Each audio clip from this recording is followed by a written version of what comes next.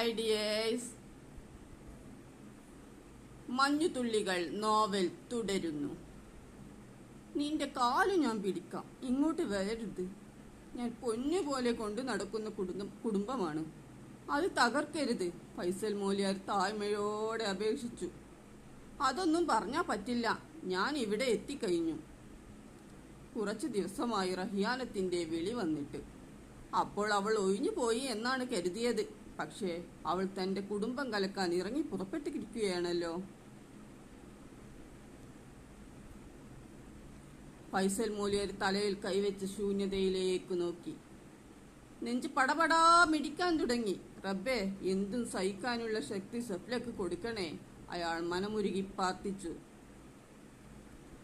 അപ്പോൾ ഒരു ഹിജാബ് ധരിച്ച സ്ത്രീ അയാളുടെ മുന്നിൽ നിൽക്കുന്നു. ആരാ? അയാൾ ചോദിച്ചു. ഞാൻ റഹിയാനത്ത്. എവിടെ നിങ്ങളുടെ ഭാര്യ? എന്നെ ചതിക്കരുത്. ഫൈസൽ മൂല്യർ റഹിയാനത്തിന്റെ കാൽക്കൽ വീണു. എന്താ അത്? എഴുന്നേൽക്ക്. റഹിയാനത്ത് അല്പം പിന്നിലേക്ക് മാറി നിന്ന് പറഞ്ഞു. അപ്പോൾ ഒരു താടി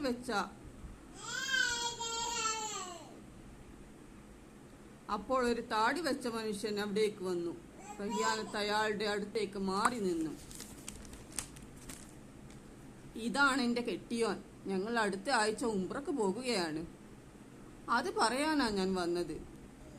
ഇനി ഫൈസൽ മൂല്യാർക്ക് എന്നെ കൊണ്ടൊരു ശല്യവും ഉണ്ടാവില്ല. ഫൈസൽ എന്ന് പറഞ്ഞ് റഹിയാനത്ത്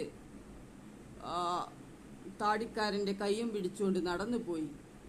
ഫൈസൽ മൂല്യാരുടെ മുഖത്ത് പുഞ്ചിരി വിടർന്നു കഴിഞ്ഞു. Please share, please subscribe, please like, please comment. അടുത്ത നോവലുമായി വീണ്ടും വരുന്നതായിരിക്കും.